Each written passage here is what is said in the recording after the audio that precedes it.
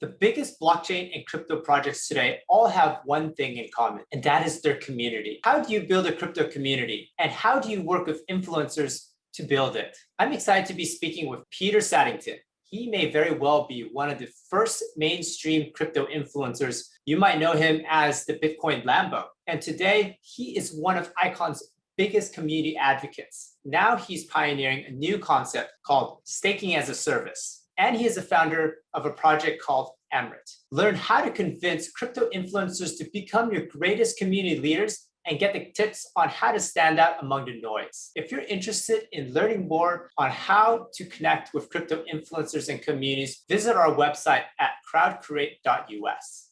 South Korea just Bloomberg Innovation Index, top number one, actually pushing out US to spot number one. It must make you proud. I'm very proud. I mean, I think people might not really realize that, but back in the 90s, it was like the jam to buy a Sony, right? Do you remember back in the 90s? But now you buy a Samsung, right? You buy an LG. So Korea's coming up, and Korea has some great brains. They got some great innovators and some great operators out there. So it doesn't surprise me. But then again, I'm a little biased. And yeah, I know your love for Korean barbecue and all of that, and where you grew up. And it's so interesting because it's not just technology too. And just to highlight one of the movies that just recently made a lot of buzz is Parasite. That really pulls a lot of the worldwide phenomena of social things, but it's a Korean film and it's actually subtitled. And it's true to its language. And you can't forget, Ivan, K-pop. I mean, K-pop's taking over the world, man. I actually got an email today from a guy who's like, "Hey, do you want to help co-sponsor a K-pop group coming into America, and we can do some blockchain stuff?" I mean, it's that big. It's amazing. That's fascinating. So that actually goes directly to my next point, is like the concept of influencers, and specifically focusing on the blockchain world, like crypto blockchain influencers. And you're one of the originals, starting with the Bitcoin Lambo, and people are following you. How do people work with influencers today as opposed to 2018? Like what is it like to work with an influencer in 2021? That's a really interesting question. I think what has happened is there's been some subtle nuances that have changed in the market. Back when I began doing video full time in the crypto space back in 2016, it was a different game back then. You could anybody with a little bit of crypto and an idea could advertise through crypto influencers by just saying, "Here's 100 Ethereum," or here's a couple of tokens, and shill my project. And there was a lot of naivete back then. There was a lot of ignorance back then. Everyone used to talk about doing your research, but then at the same time, we'd have all these shillers all over the place on these influencers like BitConnect, right? So you guys remember that? BitConnect. What's up? Yeah. And so there's a lot of ignorance and naivete back in the 2016, 17, 18 timeframe, when really we saw a surge and a growth in influencer marketing within the crypto space. Now, speaking of today, most people have gotten pretty savvy and they do a lot of research. Whenever people inbound me and ask me if I can, advertise their ideas, 99% of the, well, actually close to near 100% really, I say no, because the ideas they're not revolutionary. Back in 16, 17 to 18, man, if you were doing something with DeFi, if you were doing something with decentralized exchanges, if you were doing something with interoperability or STOs or one of the magic words at the time, I mean, it was a big deal. But now a lot of that novelty has worn off. And so I think it's harder today to work with influencers because, number one, influencers are more savvy. Number two, they actually do diligence. And number three, the reputation actually means something now, since they spent years building up that relational equity with their community and with their subscribers. And so I think it's a lot harder today to really do advertising effectively through influencers unless you have a really innovative product and something that influencer can get behind and get excited about. And you actually bring up a really good point. And actually, we talked to, so you know her well, Crypty Wendy O, and she was saying the same thing. It's like, influencers, they've been around at this point now. Blockchain is not, brand new concept, and they're just so excited to cover it. Now, they have a fan base, and it's, they have to be picky and choosy about what they cover. Mm. So like what if I was on the brand side and a project side, I know you said, you're looking for cutting edge projects, but what are some of the, indicators for you where they pitch you and you're like, all right, that's a great project that I'd love to work. It's interesting that you asked that, Ivan, because someone asked me that just earlier this morning, because we're working on our own blockchain here at my company, Emirate. But to answer your question, it really needs to be something that is actually tangible, that's actually usable for the end users. It's no longer viable to say, hey, I forked a token and please give me money, or I forked a token and we're going to be doing an airdrop. Please shill my coin on your YouTube channel. It's just not viable anymore.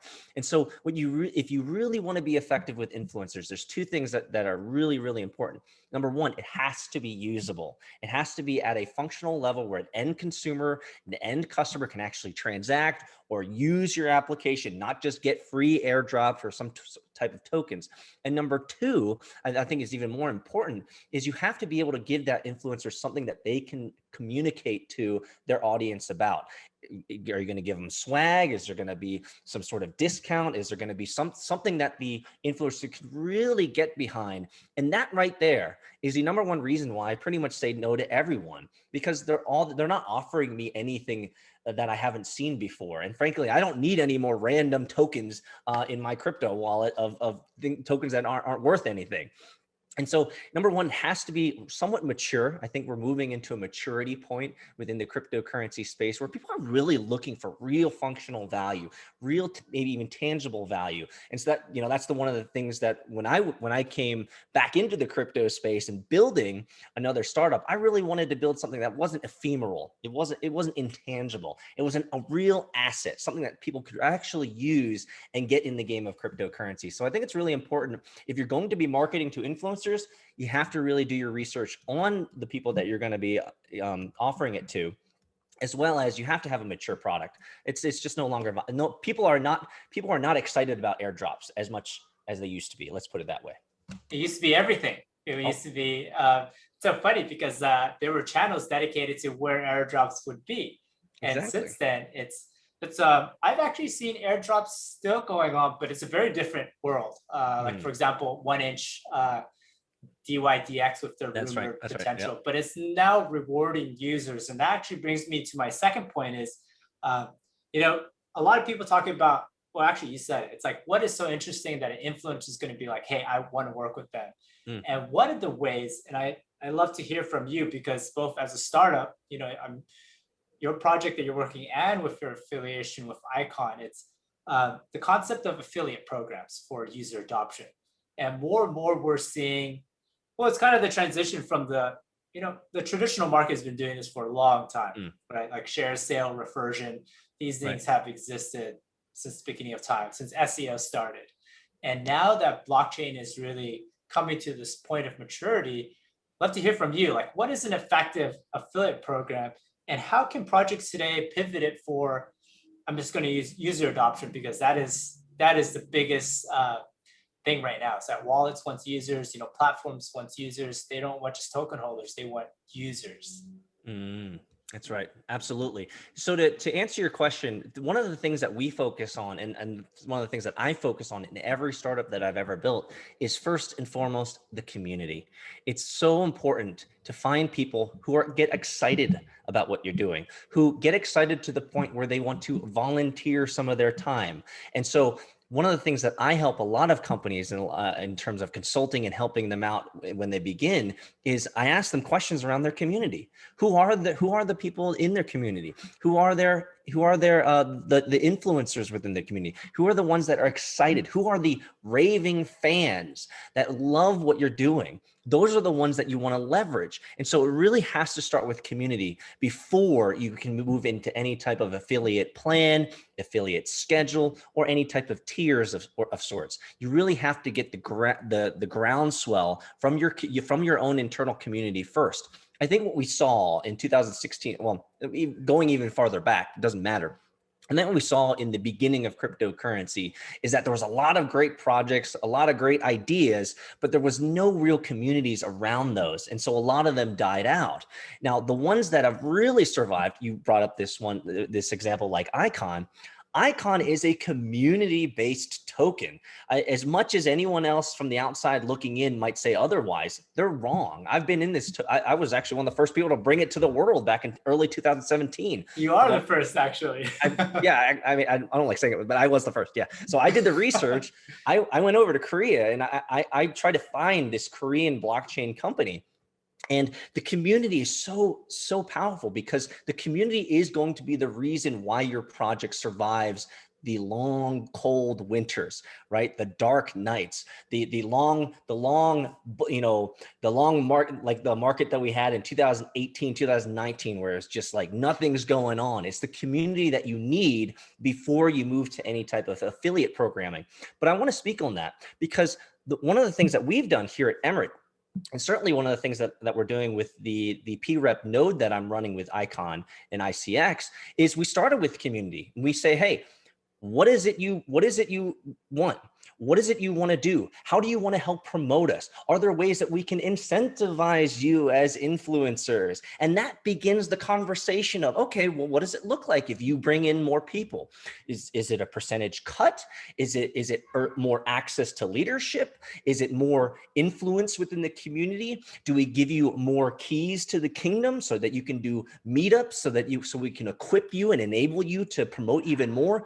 That's where it really needs to begin, because every single company that I've ever built has some semblance of referrals, has some semblance of this affiliate marketing. And I always want to get those solutions from the community itself because they know what other people want. They're on the ground, they're talking to people. So every single affiliate or referral program that you build should be based off your community, and it needs to be tailored to your specific market. You can't just take something off, you can't read a book and read some generic guidance and it's going to work for you. It really needs to come from the community itself.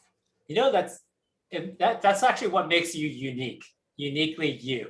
It's because you've come from this world where the community was really your core. And even with like the Bitcoin pub, right. And I know even with what you're doing with Emirate, like you are constantly pushing content out, just kind of keeping the community up to date, engaged. And I also want to bring in the concept of staking and nodes. Those are also mechanisms that blockchain companies are finding as like fuel to engage with their community, because you kind of covered that a little, because that is a new topic for a lot of people. Yeah, actually, you're going to get me excited here for a second, because we had just talked before we even began hitting the record button here. But something I'm super excited is the fact, now I've known about staking for a long while. However, I've never actually considered staking as seriously as I have in the last calendar year, 2020. I really spent a lot of time with this idea of staking as a model or staking as a service. And this is something that's relatively new in the market. And I couldn't find a lot of literature on it. I couldn't find a lot of research on it. And so I spent a lot of 2020 not only doing my own research of what does a staking as a model service look like? What could this model bring to the community? And what I found is that staking as a service is awesome. Yeah. And it's awesome. And one of the things that I've done is I created an ICX PREP node, which allows me to help, for lack of a better, I don't want to go into all the technical details. Essentially, I help secure the ICX Icon ecosystem. I help create blocks. I help with transactions. But I get rewarded for staking all of my tokens on that system so that I can get rewards over time. Now, all this to say, I learned so much through doing this, and I got so excited about this in late 2020, is that I actually just closed a $10 million venture fund that's focused only on staking as a service. And so this is something that is not only new to me, I'm only like a year old into this, guys. But I'm super excited about it, that I created a $10 million venture fund around it because it's so powerful. The gains are so real. And if you can stake long-term with some really great tokens, you can see anywhere between 12 to up to maybe 40% annualized returns from staking as a service. And which is nuts. Which is nuts. It's better than any type of other traditional investment you could possibly make, and you just sit there and forget it. It's so cool. So I get super excited about this, but I think I'm also riding the high train because literally we just closed last week. So Congrats, Peter. I mean, you're a super entrepreneur in everything you do. You put so much passion behind it. So you deserve the success that you have. Onto that staking though, it is a really interesting concept. And yeah, because we saw, so you think of like a savings account and there's very small interest. And then you come to the crypto lending world, like the Salts and the Celsius. And then you kind of go further and now introduce this concept of staking. And like what you're saying, like you can get rewarded, you can get paid for, but also provides to the ecosystem too. Like it provides liquidity, it actually gives back. And I think that kind of goes back to, a lot of the projects that you work on, they're community driven, but they also give back to the community. Like with Icon, like you're all about getting interoperability so that more people are on the blockchain of blockchains, right? It's about that. But I'd love to hear more about Emrit because there's a very interesting value proposition that not a lot of blockchain companies or projects for that matter are solving, and you're doing it single-handedly. So tell us more about what you're working on. I think it's important to note that I spent $1.5 million on mining at scale back in the 2016 to 2019 period. So I have entire rooms of like GPUs and Sia coin miners and ant miners. You go way back then. Oh, bro, I got more useless hardware back there than probably most people. And so I think that context is important because I spent a lot of time researching into how to mine at scale and how to be, obviously support the network and get rewarded for doing so. One of the biggest problems with mining is that it's just not economically efficient for anyone, period. And so one of the things that I wanted to solve is how could I make personal at-home mining a reality? And so I spent years, literally years, trying to figure out which tokens, which blockchains had the right economic incentives, the right tokenomics as a utility/work token. And I found out that there's this token that's been around for almost 8 years now called Helium, HNT. What's really powerful about this particular token is not only are they a great cryptocurrency and they've been around for 8 years, so they've persevered through the cold, dark nights, but they actually are creating a true global IoT wireless network with real hardware. And so for me, I was like, holy cow, they're already creating this network. They have these hardware miners out there, but these miners are $350 each. And frankly, if you buy a $350 miner and you only make like $10 a month per month, it's going to take a couple of years to earn your money back. And so I wanted to figure out, hey, how could I make this even more accessible? Because you remember from the Bitcoin Pub in my early YouTube days, I'm all about educating people, trying to get them into the game of cryptocurrency. And so I created this really, really cool idea. It's called a cool spot. Actually, this is it. I see it right there. Yep. So this is the Emrit Cool Spot. And I give this away for free, that's what's so cool, is I can get everyone in the world into crypto mining. I can give this to you for free, and you'll earn about $10 to $25 per month for doing absolutely nothing. And not only that, it gets you into the game of cryptocurrency. It can teach you about wallets. Obviously, you can get more sophisticated. You want to get into exchanges and all that, but you don't even need to know all that. All you need to know is you get this product, you hook it to your mobile device and your Wi-Fi, and you start earning crypto. In the near future, we're going to be attaching a Visa debit card to it, which means you can fiat off-ramp. You can get cash, your coffee money every month for free while supporting and growing the Helium Global IoT Wireless Network. So that's what Emrit's all about. We are the #1 producer and manufacturer and supplier of all HNT Helium hardware miners out there in the world. And so that's how we are growing the global wireless network so that we can support the first global public network that's never been done before, so that we can get everyone together, everyone hooked in, and everyone part of one free network. It's so awesome. It's so awesome. I'm so excited. And I can see how much you love it. But one point to also share is like, this is the electricity that it uses. It's actually, if I can hear from you, because that's the other interesting point. So people ask, like, Peter, come on. And actually, it's funny, Ivan. one of the things that we struggled with last year is messaging and marketing, because so many people could not believe that I would give them a $300 piece of hardware that would make them money for free. They always were like, is it a catch? There's got to be a catch, Peter. Are you asking me for my social number? Are you asking me for all that? No. I don't ask you for any of that stuff. I just want you to be a participant in the network. So what's the real cost? Well, it's about 37 cents per month, cheaper than an LED 5-watt light bulb. And so it only costs, essentially, I like to round way up. So it'll cost you $1 a month to run. It'll take about 4 to 5 gigs of your bandwidth per month, which is basically nothing. So your Netflix and chill sessions ain't going to be interrupted, Ivan. Okay. I got you, bro.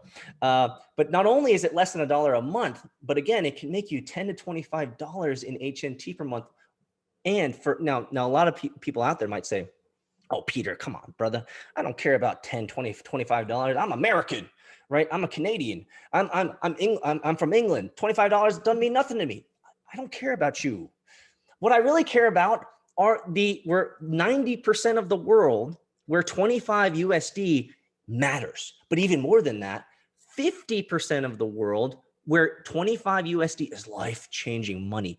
That's what I care about, is if I can get everyone in the emerging economies, like South America, Latin America, India, China, like if I can get this into their hands, that's how you change the world, Ivan. Game changing.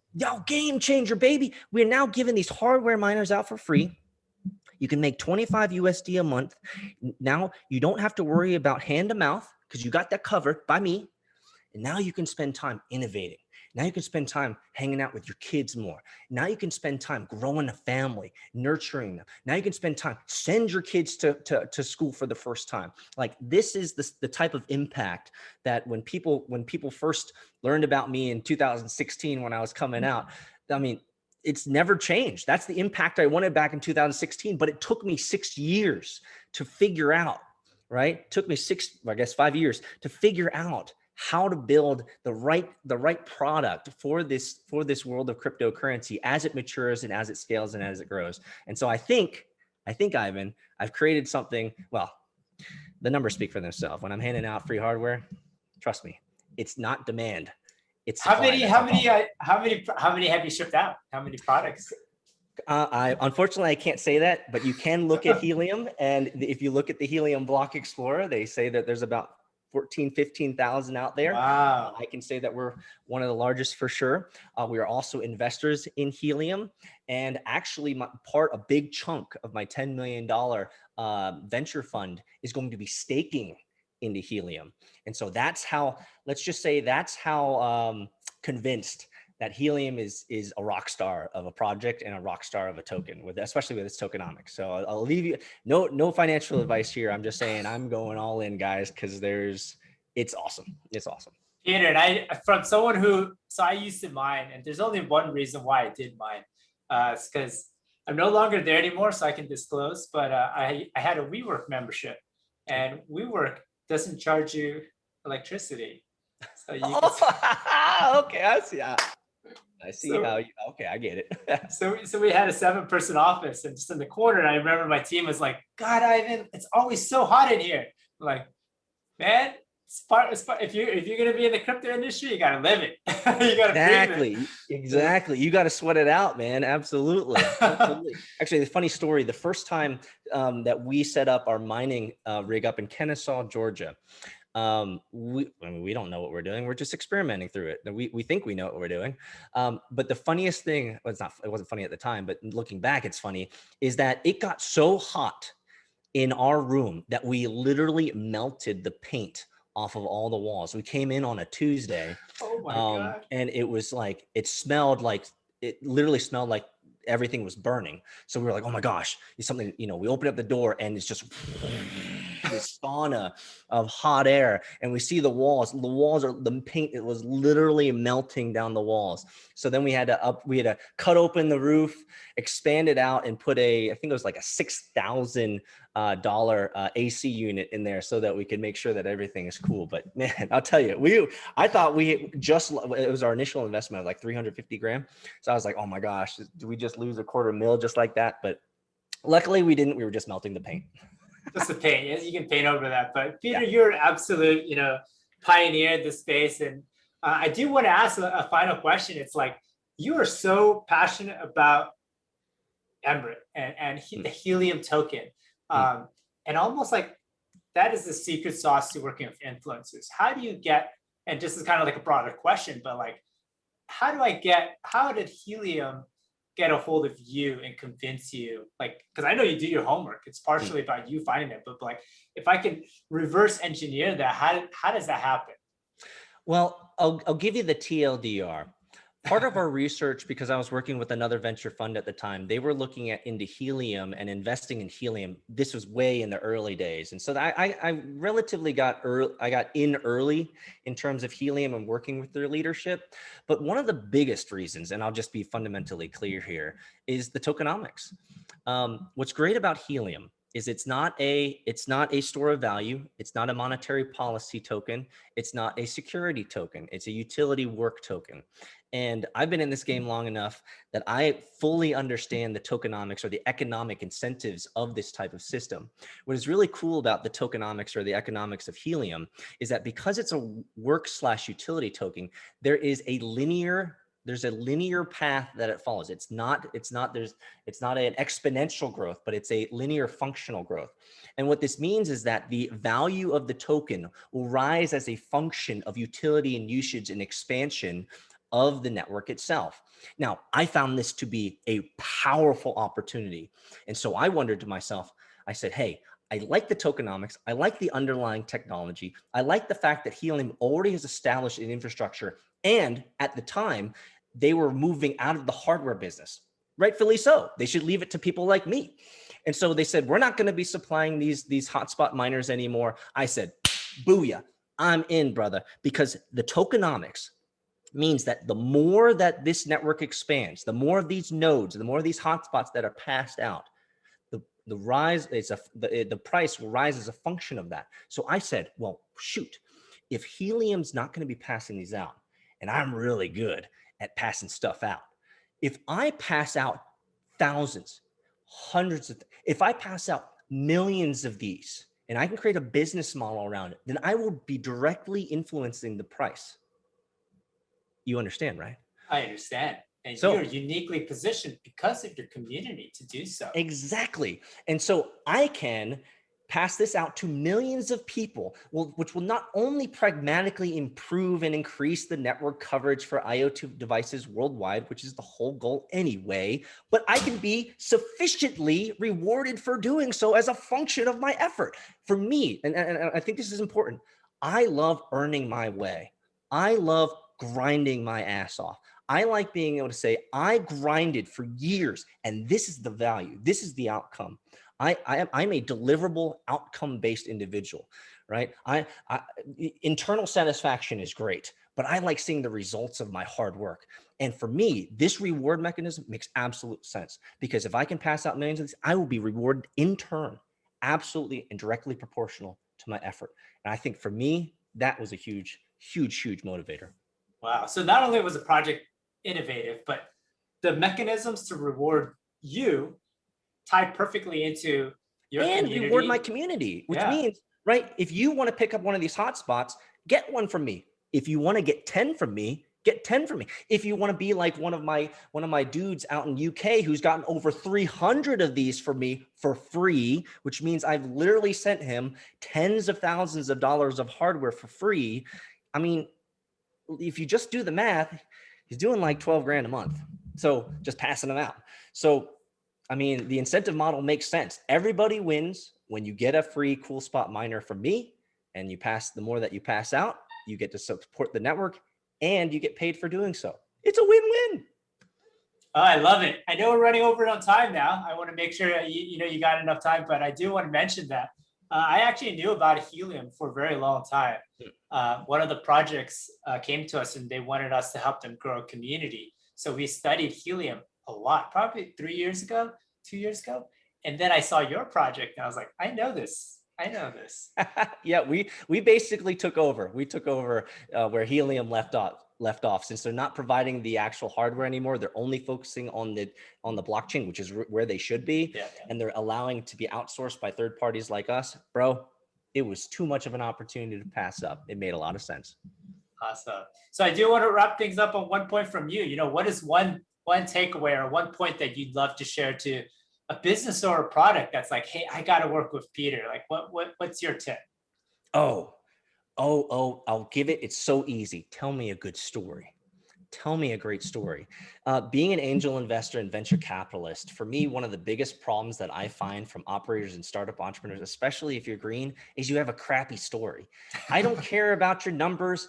I don't care about your traction. I'm not an add-on Series B. Like, okay, you got traction, you got ARR, you got MR. Great. That's not me.